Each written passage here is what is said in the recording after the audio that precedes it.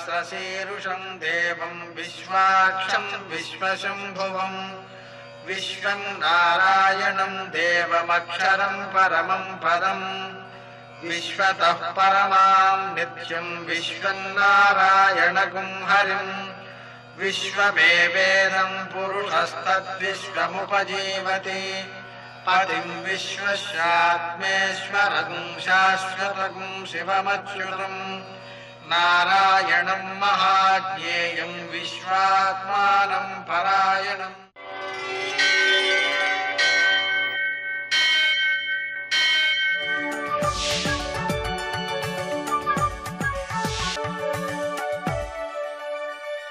सूर्यशौर्यमथेन्दुरिन्द्रपदवी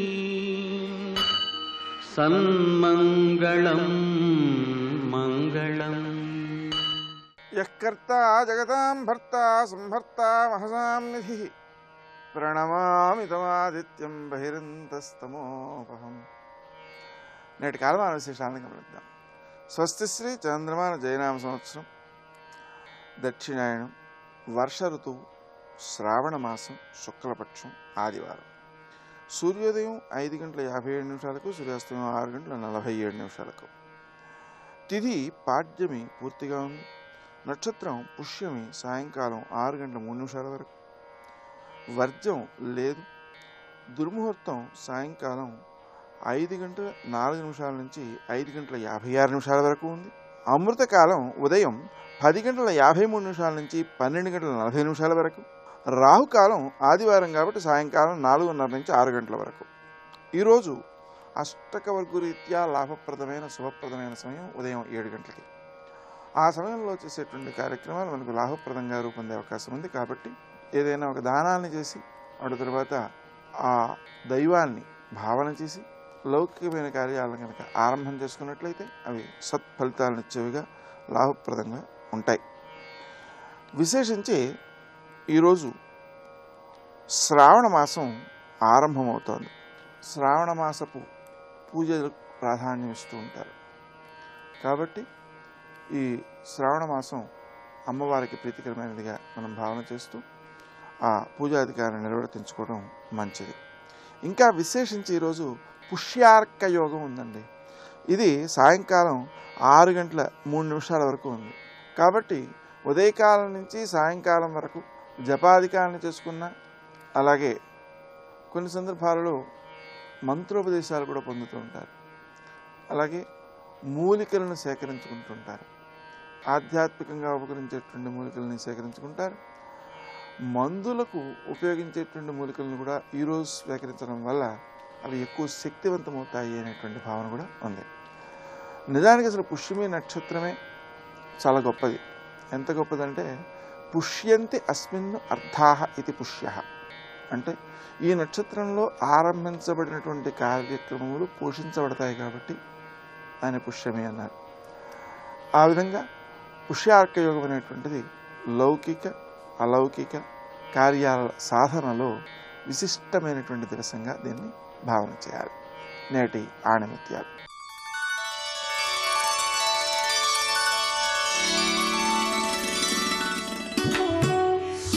మనస్సు, మాట, క్రియ అన్నీ ఒకటిగా ఉన్నప్పుడే ధర్మాన్ని, సత్యాన్ని సాధించగలం.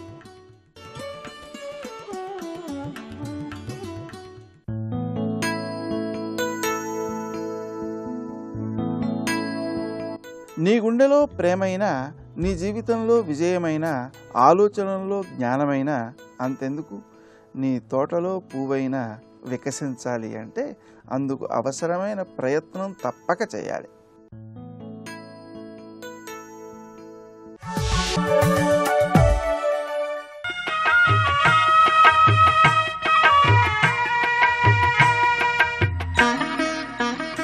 శ్రీ గణేశాయ నమః.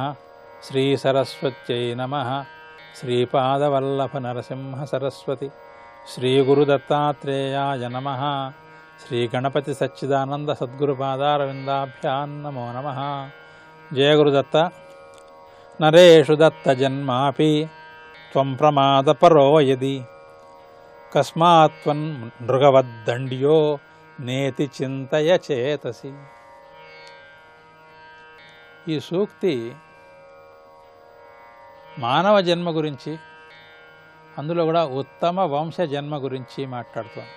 అటువంటి జన్మ నీకు ఎలా వస్తుంది అంటే, నీ ప్రభావం వల్ల రాదయ్యా, నీ మీద అనుగ్రహించి నువ్వు పూర్వం చేసినటువంటి కొన్ని రకాల మంచి పనులకు సంతోషించి, కొంతమంది వంశ ఋషులు అనబడేవాళ్ళు అనుగ్రహించి వాళ్ళ వంశంలోకి నిన్ను తీసుకుంటే దాన్ని బట్టి నీకు ఉత్తమ వంశంలో జన్మ లభిస్తుంది. అందుచేత నరేషు దత్తజన్మాపి, మానవ వంశంలో, అందులో సద్వంశంలో నీ జన్మ నీకు దానం చేయబడింది. ఆ విషయం గ్రహించకుండా ఉత్తమ వంశంలో జన్మ నీకు లభించినప్పటికీ కూడా నువ్వు పొరపాట్లే గనక చేస్తూ ఉంటే, త్వం ప్రమాద భరితోయది, ప్రమాదం అంటే పొరపాటు, త్వం ప్రమాద పరోయది, నువ్వు పొరపాట్లు అలా చేస్తూనే పోతే, త్వం నృగవద్దండ్య కస్మాన్న, నృగమహారాజును దండించినట్టుగా నిన్నెందుకు దండించకూడదు, చింతయ్య, కొంచెం నువ్వే ఆలోచించుకో అంటోంది ఈ సూక్తి. అంటే మనం మన వంశాన్ని గురించి ఇప్పుడు గొప్పలు చెప్పుకుంటూ ఉంటాం. ఆ గొప్పల్ని క్రమబద్ధం చేసింది భారతీయ సంస్కృతి. ప్రతి వంశానికి కూడా గోత్రము, ఋషులు అని ఉంటారు. గోత్రం అంటే కొంతమంది తెలియని వాళ్ళు పూర్వం గోవుల్ని కాచుకుంటూ ఉండేవాళ్ళండి. ఆ గోవుల్ని మందలను బట్టి వాళ్ళకి గోత్రాలు అనే పేరు వచ్చింది. గోత్ర అంటే గోవులను రక్షణ చేసేవాళ్ళు కనుక గోత్రం అని పేరు వచ్చింది అనుకుంటున్నారు. అది పొరపాటు. వ్యాకరణ శాస్త్రం ప్రకారంగా గూయతే, శబ్ద్యతే, గార్గ్య, వశిష్ఠ ఇది గోత్రం, గుయి శబ్దే అని చెప్పారు. గుయి శబ్దే అనే ధాతువు ఉంది, దాంట్లోంచి గోత్రం అనేటువంటి రూపం వచ్చింది. గార్గ్యుడు, వశిష్ఠుడు, వామదేవుడు ఇత్యాది రూపాలుగా ఆయా వంశఋషులను ఉన్నారు. వంశఋషిత్వం లభించడం కోసం ప్రత్యేకమైన తపస్సు చేస్తారు. ఆ తపస్సులు వేరే ఉన్నాయి. అలా తపస్సు చేసిన వాళ్ళకి మాత్రమే వంశఋషిత్వం పడుతుంది. అటువంటి వంశఋషిత్వం పట్టిన వాళ్ళకి ఒక ప్రధాన స్థాయి, ఆ స్థాయిలోనే కొంచెం దిగువ స్థాయి వాళ్ళు కూడా ఆ వంశంలో వాళ్ళు గొప్పవాళ్ళు, ప్రవరులు అంటే శ్రేష్ఠులు. అంచేత గోత్రములు, ప్రవరులు అని ఉంటాయి. దీన్ని చూసి మనం అటువంటి ఉన్నత స్థాయికి చేరుకోవాలనేటువంటి స్పృహ మనలో రావాలి తప్పితే, నేను ఇంత గొప్ప వంశంలో పుట్టాను, ఇంత గొప్ప గోత్రంలో పుట్టాను, ఇంత ప్రవరులతో పుట్టాను కనుక నేను మహనీయుణ్ణి అనే భావన నీకు కలిగి ఆ అహంకారం వల్ల నువ్వు పొరపాట్లే కనుక చేస్తూ పోతే నీకు దండన తప్పదు అంటోంది. ఎందుకు దండన తప్పదు అంటే దానికి ఉదాహరణ చెబుతోంది. నృగవద్దండ్య, నృగ అని ఒక మహారాజు గారు ఉండేవాడు. అంటే నృగ అంటే నృన్ గచ్చతీతి నృగ, మానవ జాతిని పొందినవాడు అని అర్థం. తమాషా పేరు పెట్టారు ఆయనకి. ఆయన నిరంతరం వేల కొద్దీ దానాలు చేస్తూ ఉండాడు, గోదానాలు. ఆ గోదానాలు చేసిన కొద్దీ కూడా ఆయనకి కీర్తి పెరిగిపోయింది. ఆ కీర్తితో ఆయన కొంచెం అహంకారం కూడా, అధికారం కూడా అన్నీ వచ్చేసాయి. ఈ గోవులు ఎవరింటో పెరిగితే వాళ్ళింటో మళ్ళీ వచ్చేస్తూ ఉంటాయి. జాగ్రత్తగా చూసుకొని మనం ఎవరి గోదానం చేసినప్పుడు ఆ ఇంట్లో గోవు మళ్ళీ ఆ ఇంట్లో అలవాటు అయ్యేదాకా దానికి తగిన ఏర్పాటు చేయవలసిన బాధ్యత గోదానం చేసిన వాడికి ఉంటుంది. ఈ నృగమహారాజు వేల కొద్ది సంఖ్యలో దానం చేస్తూ ఉండటం చేత ఎంతమంది పరివారం ఉన్నప్పటికీ కూడా కొన్ని గోవులు వచ్చేసి మళ్ళీ ఈయన మందుల్లో కలిసిపోతూ ఉండేవి. వాటిని రక్షించడం కష్టంగా ఉండేది. క్రమక్రమంగా కొంచెం అశ్రద్ధ ప్రవేశించింది దీనిలో. ఆయన ఏం చేశాడు, కొంచెం ఒకటి రెండు ప్రవేశించిన పెద్ద మున్సిపోయింది, పెద్ద పట్టించున్నాడు కాదు. మళ్ళీ వేల కొద్ది దానాలు చేస్తుండాడు. అంటే చేసిన దానమే మళ్ళీ చేస్తూ ఉండాడు. ఒకళ్ళకి గోదానం చేసినావు మళ్ళీ వచ్చి మన తన మందులో కలిసిపోతే అది దాని గురించి పెద్దగా పట్టించుకోకుండా మళ్ళీ ఇంకోళ్ళ దానం చేస్తూ ఉండేవాడు. ఇలా చేసిందే మళ్ళీ మళ్ళీ దానం చేస్తూ ఉంటాం, అశ్రద్ధతో దానం చేస్తూ ఉంటాం. ఈ లక్షణం వల్ల ఏం జరిగిందంటే ఆయన యొక్క మరణానంతరం ఆయనకి యమలోకంలో చర్చ ప్రారంభమైంది. ఆ చర్చ ప్రారంభించేప్పటికీ ఆ చర్చలో ఆ యమలోకంలో ఉండేటువంటి వివాకులు అంటే న్యాయ నిర్ణేతలు ఏం నిర్ణయం చేశారంటే, ఈయనకి తొండ ఊసరవల్లిగా జన్మ లభించాలి అని నిర్ణయం చేశారు. లవోదీపం అన్నాడు ఈ నృగమహారాజు గారు.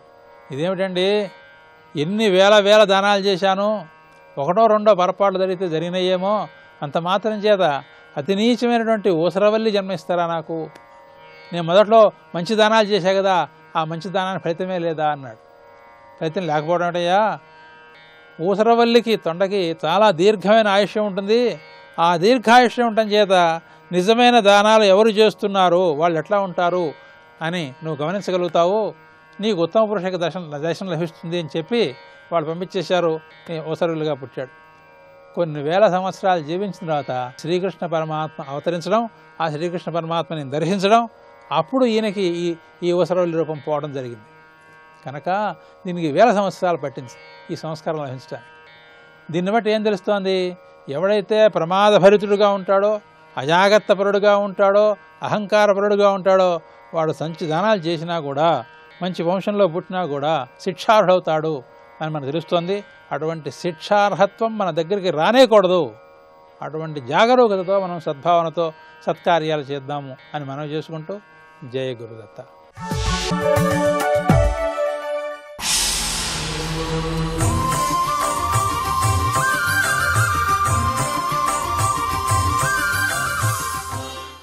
శతక సాహితీ సరస్వతికి నమస్కారం. ఈ రోజు నుండి మహాపండిత కవులు శ్రీ పోతురాజు రామకవి గారు రచించిన నీలకంఠ శతకంలోని కొన్ని పద్యాలను గురించి తెలుసుకుందాం. ఈ పోతురాజు రామకవి గారు 18వ శతాబ్దానికి చెందినవారు. ఏర్చూరులోని నీలకంఠేశ్వరుని పైన అద్భుతమైన పాండితీ ప్రకర్షతో, భక్తితో ఈ పద్యాలను రచించి మనకు ఈ శతకాన్ని అందించారు. అర్ధ శరీరంబునందు ముద్దులు గుల్కి గిరిరాట్ కుమారిక కేళిసేయ జూటస్థలిని నిరాఘాట తరంగయై సురతరంగిణి వేట్క సోలుచుండ ఉరుతరోరస్థలి మురగహారంబులున్ ధగధగద్యుతులీని నిగనిగనగా దశహస్తములయందు తనర దివ్యాయుధ దీప్తులంబరమెల్ల దీటుకొనగా సలలితంబుగ సాయాహ్న సమయమందు తాండవమ్మాడు నిన్ను నా తరమే పొగడ నిత్యనందిత వైకుంఠ దైత్యలుంఠ నిరుపమోత్కంఠ ఏల్చూరి నీలకంఠ. ఓ నీలకంఠేశ్వర స్వామి, అర్ధ శరీరంబునందు ముద్దులు గుల్కి గిరిరాట్ కుమారిక కేళిసేయ. నీ సగం దేహంలో ఆ పర్వతరాజపుత్రి అయిన పార్వతీదేవి నివాసం ఉంటూ ఆవిడ ఆనంద విలాసాలతో నాట్యమాడుతుండగా జూటస్థలిని నిరాఘాట తరంగయై సురతరంగిణి వేట్క సోలుచుండ.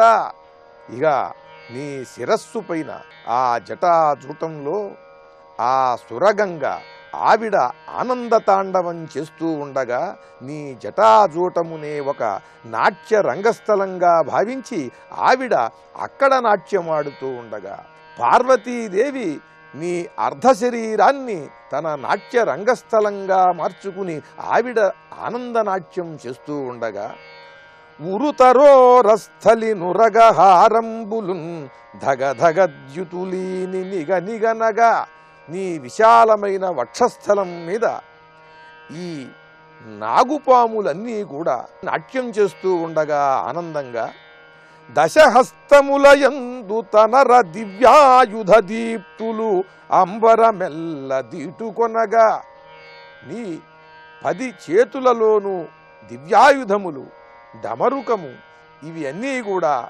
ప్రకాశిస్తూ 10 దిక్కులను ప్రకాశింపచేస్తూ ఉండగా సలలితంబుగ సాయాహ్న సమయమందు చాలా విలాసముగా ఆనందముగా సాయంకాలమునందు ఆ సాయం సంధ్యా సమయంలో తాండవమ్మాడు నిన్ను నా తరమే పొగడ.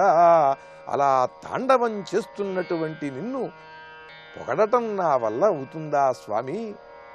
నీవు ఆనందంగా నాట్యం చేయటం మాత్రమే కాకుండా నీ శరీరం భాగంలో సగభాగంలో ఉన్నటువంటి పార్వతీదేవి ఆవిడ ఆనంద తాండవం చేస్తున్నది. తలపైన గంగమ్మ ఆనంద తాండవం చేస్తున్నది. వక్షస్థలం పైన ఈ నాగుపాములు ఆనందంగా నాట్యం చేస్తున్నవి. పార్వతీదేవి నాట్యం చేస్తుండగా, గంగాదేవి నాట్యం చేస్తుండగా, నీలో ఈ నాగుపాములు నాట్యమాడుతుండగా ఈ 10 చేతుల యందు ఉన్నటువంటి ఈ ఆయుధములన్నీ 10 దిక్కులను ప్రకాశింపచేస్తూ ఉండగా సాయం సంధ్యా సమయంలో నీవు ఆనందనాట్యం చేస్తూ ఉంటావు. ఈ అద్భుతమైనటువంటి సన్నివేశాన్ని, నీ నాట్యాన్ని వర్ణించటం, పొగడటం నా వల్ల అవుతుందా స్వామి? నిత్యనందిత వైకుంఠవాసులందరికీ, ఆ వైకుంఠంలో కొలువైన విష్ణుమూర్తికి నిత్యము ఆనందాన్ని కలిగించేటువంటి ఓ పరమేశ్వర, దైత్యలుంఠ రాక్షసుల్ని, దుర్మార్గులైన రాక్షసుల్ని సంహరించేటువంటి వాడా, నిరుపమోత్కంఠ ఏల్చూరి నీలకంఠ అంటూ ఆ నీలకంఠేశ్వరుణ్ణి భక్తితో, ఆర్తితో, పాండితి ప్రకర్షతో అర్చిస్తూ అద్భుతమైన శతకాన్ని మనకు అందించిన శ్రీ పోతురాజు రామకవి గారి నీలకంఠ శతకంలోని మరి ఒక పద్యం గురించి రేపు ఉదయం తెలుసుకుందాం. ఓం నమః శివాయ. లక్ష్మీ క్షీరసముద్రరాజతనయా శ్రీరంగధామేశ్వరీ దాసీభూత సమస్తదేవవనితా లోకైకదీపాంకురా. శృత్యై నమోస్తు శుభకర్మ ఫలప్రసూత్యై రథ్యై నమోస్తు రమణీయ గుణార్ణవాయై శక్త్యై నమోస్తు శతపత్ర నికేతనాయై పుష్ట్యై నమోస్తు పురుషోత్తమ వల్లభాయై. శివాయ గురవే నమః. శ్రీమాత్రే నమః. శ్రీ విష్ణురూపాయ నమః శివాయ. శ్రీలక్ష్మీనారాయణాభ్యాం నమః. మహాలక్ష్మి సహస్రనామాల్లో జగదంబ సర్వదేవతాత్మిక అని ప్రత్యేకంగా చెప్తున్నటువంటి నామముల్లో అఘోరా రుద్రరూపిణి, రుద్రైకాదశిని అనే 3 నామాల్ని విస్తారంగా వ్యాఖ్యానించుకున్నాం. ఏకాదశ అనువాకాలతో కూడిన రుద్రమంత్రముల యొక్క స్వరూపము, ఆ మంత్రముల యందున్న తేజస్సు, ఇదంతా ఒక మూర్తి ధరిస్తే అదే లక్ష్మీ రూపము. అందుకు రుద్రైకాదశిని రూపముతో ఉన్న వేద మంత్ర భాగ రూపిణి అని నమస్కరిస్తూ 302వ నామం పుణ్య. ఇది నమస్కారంలో శ్రీ పుణ్యాయై నమః. పుణ్యములన్నీ మహామహిమాన్వితములు గనక పుణ్యం అంటే ప్రతివారికి ఒక ప్రీతి ఉంది, గౌరవం ఉన్నది. పుణ్యం వల్లనే ఆనందం లభిస్తుంది. అందుకు ఆనందాన్ని కలిగించేటటువంటి మహిమగల సత్కర్మలే పుణ్యములు అని అర్థం.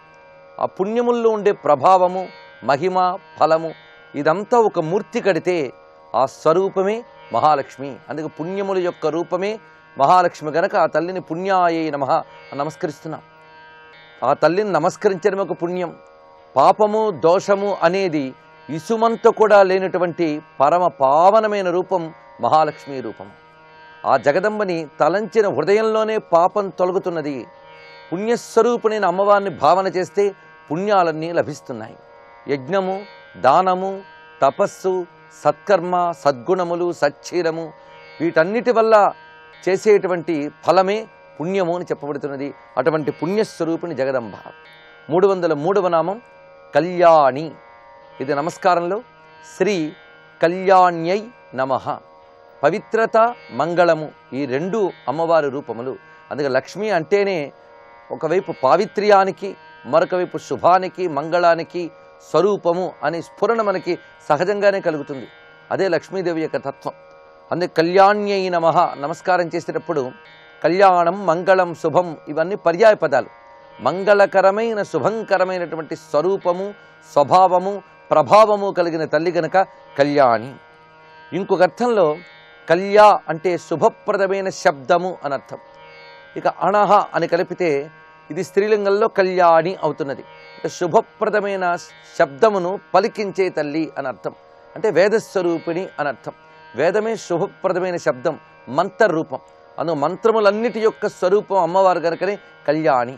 రుద్రైకాదశిని తర్వాత ఈ పుణ్య కళ్యాణి రావడంలో విశేషం ఏంటంటే అఘోర రుద్రరూపిణి, రుద్రైకాదశిని అని చెప్పబడుతున్న ఆ వేదమంత్రముల యొక్క స్వరూపమే పుణ్య కళ్యాణి. అవి మనల్ని పాపాలను పోగొడతాయి కనుక పుణ్య అని అర్థంలో చెప్పారు. పుణ్యశబ్దానికి అర్థమే పునాతి అనేన ఇతి పుణ్యం.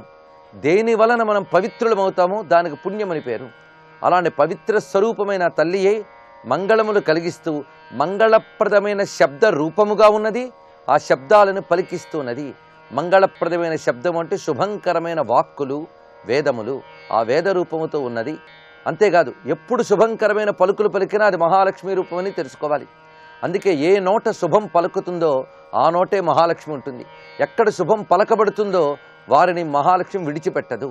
అందుకే నోటుతో ఎప్పుడు శుభాన్నే పలకాలి. మధుమతీం వాచ ముదీయం అని వేదం చెప్తున్నది. మంగళకరమైన పలుకుల్ని పలకాలి. అటువంటప్పుడు ఆ మహాలక్ష్మి అనుగ్రహానికి మనం పాత్రులమవుతాం. అది కళ్యాణి నామానికి ఉన్నటువంటి అర్థం. 304వ నామం లాభకారిణి. ఇది కూడా ప్రయోజన నామములు అంటారు వీటన్నిటిని. అమ్మవారి ఉపాసన వల్ల వచ్చేటువంటి ప్రయోజనాల్ని తెలియజేస్తున్న నామములు పుణ్య, కళ్యాణి, లాభకారిణి. ఇవి రుద్రైకాదశిని నామంతో అనుసంధానం చేసినట్లయితే ఆ ఏకాదశ రుద్ర అనుష్ఠానం వల్ల లభించేటువంటి ఫలములే పుణ్య, కళ్యాణి, లాభకారిణి అని కూడా అర్థాన్ని స్వీకరించవచ్చు. మహాలక్ష్మి అంటేనే లాభకారిణి. ఇది నమస్కారంలో చెప్పేటప్పుడు శ్రీ లాభకారిణ్యై నమః. లేని సుఖం రావడం లాభము అని చెప్పబడుతున్నది. అందుకే సుఖాలు, సంపదలు లభించడం లాభం, లభించేది అనే శబ్దంలోనే లాభం కనబడుతున్నది. అలాంటి లాభాన్ని ఇచ్చే తల్లి లాభకారిణి. సృష్టిలో ఎవరికి ఏది లభించిందన్నా అది అమ్మవారి కృప వల్లనే అని తెలుసుకోగలగాలి. అందుకే లాభం ఇచ్చేదే తల్లి లాభకారిణి అని నమస్కరిస్తున్నాం. ఏ పని చేసినప్పటికీ దానికి ఒక ఫలితాన్ని ఆశిస్తాం. ఆ ఫలం పేరే లాభము. ఆ ఫలాన్ని ప్రసాదించే తల్లి గనక లాభకారిణి, కర్మ ఫలప్రదాయిని అనే అర్థాన్ని కూడా ఇక్కడ స్వీకరించవచ్చు. అటు తర్వాత మహిమాన్వితమైన మరికొన్ని మంత్ర సమానమైన నామాల్లోకి ప్రవేశిస్తున్నాం. దేవదుర్గా, మహాదుర్గా, స్వప్నదుర్గాష్టభైరవి. ఇవి ఒక అద్భుతమైన మంత్రరాశి సమూహములు. దుర్గా మంత్రముల్లో ఉన్న విశేషములైన భావాల్ని ఇక్కడ ఆవిష్కరిస్తున్నారు. 305వ నామం దేవదుర్గా. ఇది నమస్కారంలో శ్రీ దేవదుర్గాయై నమః. దుర్గానామం గతంలో కూడా ఇక్కడ విస్తారంగా వచ్చింది లక్ష్మీ సహస్రనామాల్లో. ఇప్పుడు మళ్ళీ దుర్గానామం ఒక ప్రత్యేకమైనటువంటి కూర్పుతో వస్తున్నది. ఇక్కడ శ్రీ దేవదుర్గాయై నమః అనే నామంలో విశేషం ఏంటంటే దేవతలకు దుర్గ ఈవిడ అని. దుర్గా అనే శబ్దానికి రక్షణ శక్తి అని అర్థం చెప్పుకున్నాం. దేవదుర్గా అంటే దేవతలను రక్షించే శక్తి. పెట్టని కోట అంటూ ఉంటారు ఎవరైనా రక్షకులుగా ఉండేటప్పుడు. అలాగే దుర్గా అంటే రక్షణ స్థానము, కోట వంటిది అని. దేవతలను ఒక కోట వలె రక్షిస్తున్నది కనుక దేవదుర్గా అని. అసుర బాధల నుంచి దేవతల్ని రక్షించడానికి అమ్మవారు అనేక మార్లు ఉద్భవించారు. ఆ ఉద్భవించిన స్వరూపం పేరే దుర్గా. అందుకే దుర్గా మాహాత్మ్యాన్ని చెప్తూ మార్కండేయ పురాణం చెప్తున్నది ఆవిర్భవతి దేవి. అమ్మవారు ఆవిర్భవిస్తుంటారు. దేనికోసం అంటే దేవానాం కార్యసిద్ధ్యర్థం ఆవిర్భవతి సాయదా అని. దేవతల కార్యం కోసమై ఆవిడ ఆవిర్భవిస్తున్నారు. దేవకార్య సముద్యత అని లలితానామాలు కూడా మనం చదువుకుంటున్నాం. అందుకు దేవరక్షణ కోసం వస్తున్న తల్లి గనక దేవదుర్గా, శ్రీ దేవదుర్గాయై నమః అని నమస్కారం చేసుకుని తర్వాత నామం మహాదుర్గా. ఇది 306వ నామం. ఇది నమస్కారంలో శ్రీ మహాదుర్గాయై నమః అని చెప్పబడుతున్నది. మహచ్చబ్దము గొప్పతనాన్ని చెప్తున్నది. మహిమలు కల దుర్గ మహాదుర్గా, ఇది ఒక అర్థం. ఇంకొక అర్థంలో మహాత్ముల్ని రక్షించే శక్తి గనక మహాదుర్గ. యోగులు, ఋషులు మొదలైన వారిని ఎల్లవేళలా కాపాడుతూ వారి తపస్సుల్ని రక్షిస్తూ లోకాల్ని కాపాడడం కోసం వారున్నారు గనక వారిని తాను కాపాడుతున్న తల్లి. అందుకే ఋషయ ఊచుహు, దేవా ఊచుహు మొదలైన శబ్దములు మనకి దేవి మహాత్మ్యంలో కనబడతాయి. లోకక్షేమం కోసం దేవతలు, ఋషులు అమ్మవారిని ప్రార్థన చేశారు. ముందుగా వారి యొక్క ప్రార్థన విని వారిని అనుగ్రహించి తద్వారా లోకాన్ని అనుగ్రహించింది తల్లి. అందుకే దేవతలు, ఋషులు మనకు పూజ్యులు, వాళ్లకు పూజ్యురాలు అమ్మవారు. అందుకు మహాత్ములైన యోగుల్ని, ఋషుల్ని రక్షించే తల్లి గనక శ్రీ మహాదుర్గాయై నమః. ఇలా దేవదుర్గా, మహాదుర్గా అనే 2 నామాల్లో అటు దేవతలు, ఋషులు ఇద్దరూ చెప్పబడుతున్నారు. వారిని రక్షించే అమ్మవారు ఇక్కడ ప్రస్తావింపబడుతూ ఉన్నారు. ఇంకొక విశేషమైన అంశం ఇక్కడ గమనించవలసింది ఏంటంటే దుర్గాదేవి యొక్క వివిధ మంత్ర రూపములు ఇందులో చెప్పబడుతున్నాయి. దుర్గా రూపములు, దుర్గా మంత్ర భేదములు చాలా చాలా మంత్రశాస్త్రాలు ఉన్నాయి.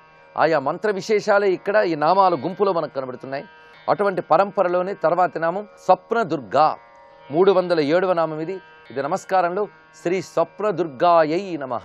సహస్రనామాలు వేటి ప్రత్యేకత వాటిదే. లక్ష్మీ సహస్రనామాల ప్రత్యేకత ఈ సహస్రనామాల్లోనే కనబడుతున్నది. ఇలాంటి నామాలు ఇంకెక్కడ మనకు గోచరించాం. దుర్గా శబ్దాన్ని సంబంధిస్తూ ఇన్ని పేర్లను చూపిస్తున్నారంటే ఇది ఒక మంత్ర విశేషం. స్వప్నదుర్గా మంత్రం అని ఒక మంత్రం ఉన్నది.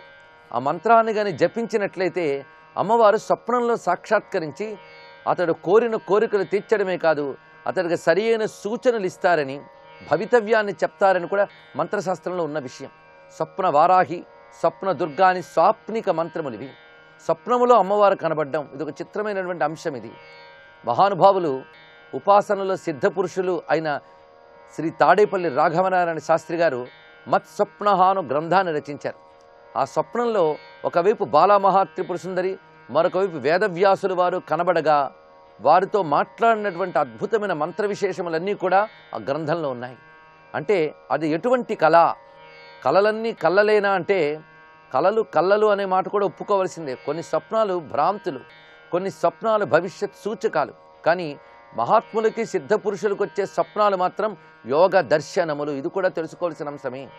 వారి స్వప్నభూమికి ఎలా ఉంటుంది అంటే అది శరీరాన్ని మరపించే ముద్దు నిద్రలో కూడిన స్వప్నం కాదది. వారు ఒకానొక రకమైన సమాధి స్థితికి చేరతారు. ఆ సమాధి స్థితిలో, ఆ యోగ స్థితిలో దర్శనమయ్యే ఒక దివ్యత్వమే ఆ స్వప్నంలో కనబడే అనుభవాలు. అందుకే రామకృష్ణ పరమహంస కొన్ని విషయాలు చెప్తారు. అది స్వప్నంలోనైనా దేవతా సాక్షాత్కారం కానీ జరిగితే అది సత్యమే అని చెప్పారు ఇక్కడ. అందుకే స్వప్న భూమికలో దేవత కనబడింది అంటే అది కేవలం స్వప్నమును పక్కకు తీసేరాదు. అతడి యొక్క సాధనా ఫలంగా ఆ దేవత అనుగ్రహిస్తే స్వప్నమునందు కనబడుతున్నది. అది స్వప్నమును వీడు అనుకుంటున్నాడు, కానీ అదొక సూక్ష్మ భూమిక. అటువంటి సూక్ష్మ భూమికలో దేవతానుభవం లభిస్తుంది. అందుకు స్వప్నదుర్గా అన్నప్పుడు అటువంటి సూక్ష్మ భూమికలో దర్శనమిచ్చేటువంటి పరాశక్తి రూపము. అలాంటి దర్శనమిచ్చి రక్షిస్తుంది గనక ఆ తల్లి స్వప్నదుర్గా అని చెప్పబడుతున్నది.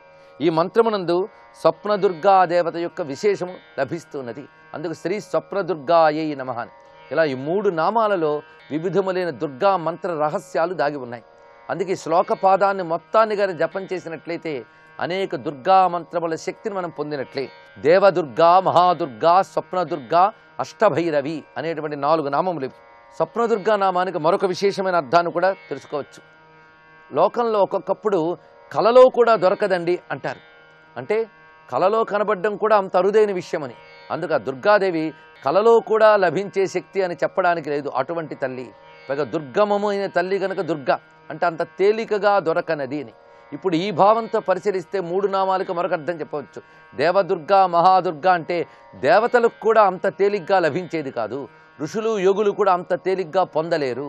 వారు బహుతరమైన కష్టసాధ్యమైన తపస్సులు చేసి అమ్మవారి యొక్క అనుగ్రహాన్ని పొందుతారు. పరబ్రహ్మతత్వము మనోవాగతీతము గనక దుర్గమము. అలాంటి దుర్గమము దేవతలకు, మహర్షులకు కూడా దుర్గమమే గనక వారు ఎంతో సాధనలు చేసి పొందే పరతత్వ రూపిణి గనక దేవదుర్గా, మహాదుర్గా. ఇందులో మరొక భావాన్ని గ్రహించాలి. దేవతలు అంటే ఇంద్రియ శక్తులు అని అర్థం.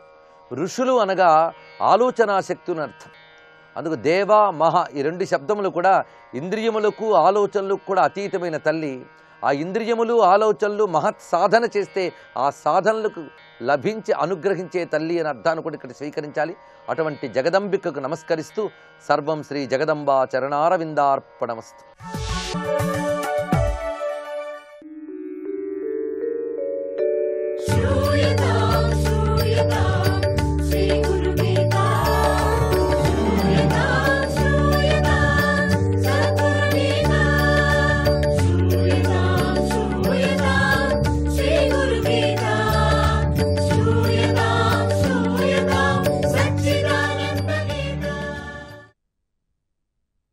జయ గురుదత్త.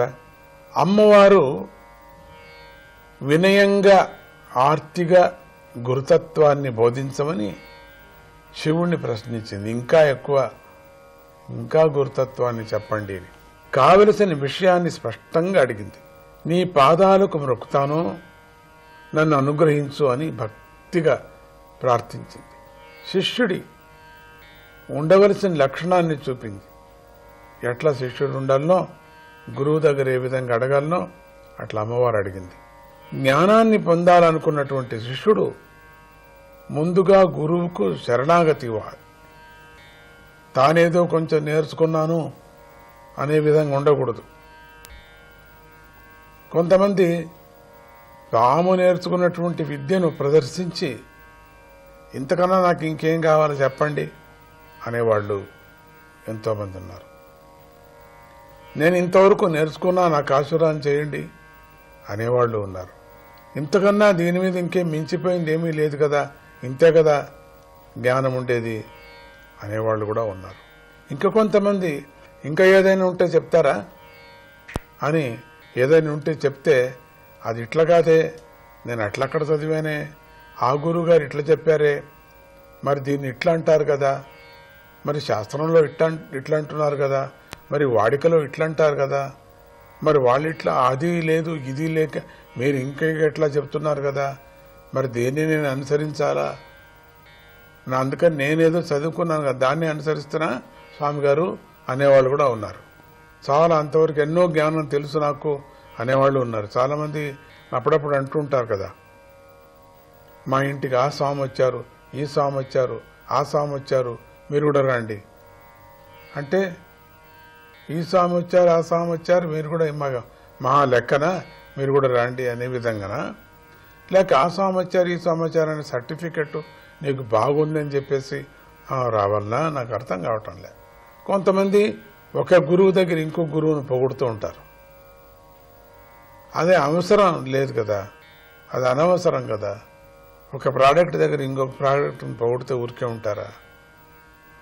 కృష్ణానదిలో స్నానం చేసే కావేరీ నది చాలా బాగుంది అంటే కృష్ణానది ఊరికే ఉంటుందా? చేయించుకుంటుంది ఏమీ లేదని. కానీ అక్కడిదిక్కడికి ఇక్కడిదక్కడ మనం పోల్చుకుంటుంటే ఎట్లా అవుతుంది మనకు? ఆ గురువు అనేటువంటిది మనం వెళ్ళి నమస్కారం చేసినప్పుడు జ్ఞానం కావాలన్న వాళ్ళు మొత్తము మనలో ఉండినటువంటి జ్ఞానాన్ని మర్చిపోమన్నారు. నిజమైనటువంటి గురువు గారు నువ్వు ఈ రోజుని నేర్చుకున్నంత మైనస్ చేసుకో, అప్పుడే నాలో ఉండేటువంటిది జ్ఞానం, నాలో ఉండేటువంటి విద్యను నీకు ఇస్తానంటారు. ఎందుకంటే మాటిమాటికి ఈయన చెప్పిన దానికంతా అడ్డం పలికి అది అట్లా కాదు ఇట్లా కాదని ఆయనకే పాఠం చెప్పే విధంగా మాట్లాడుతూ ఉంటే నీకు జ్ఞానం ఎక్కడ కలుగుతుంది? కలగదు. అందుకని ఇక్కడ జ్ఞానాన్ని పొందాలనుకున్న శిష్యుడు ముందుగా గురువుకు శరణాగతి అవ్వాలి కదా, శరణైపోవాలి. అక్కడ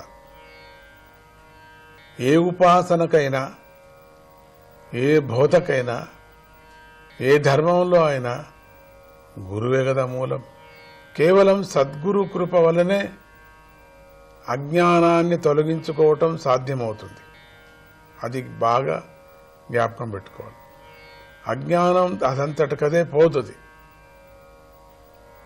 అనుభవంతో పోవచ్చు, ఎప్పుడో చాలా లేట్ అవుతుంది.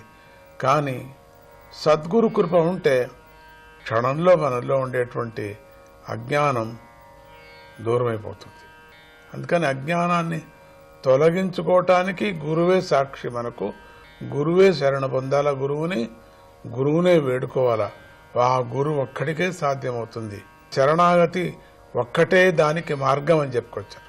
శ్రీరామగీతలో లక్ష్మణుడు రాముణ్ణి గురించి అహం ప్రపన్నోస్మి పదాంబుజం ప్రభో, పదాంబుజం ప్రభో, స్వామి నీవే శరణ్యము, నీకే ప్రసన్నుడనయ్యాను, నా అజ్ఞానం పోయేటట్లు నన్ను శిక్షించు అని ప్రార్థించాడు. చాలా విచారాలను రాముడు లక్ష్మణుడు ప్రయాణం చేసేటప్పుడు ఎన్నెన్నో విచారాలు కలిగాయి. లక్ష్మణుడికి బోధించుకొనే వచ్చారు ఎప్పుడో. అవన్నీ మళ్ళీ చెప్పుకుందాం. జై గురుదత్త.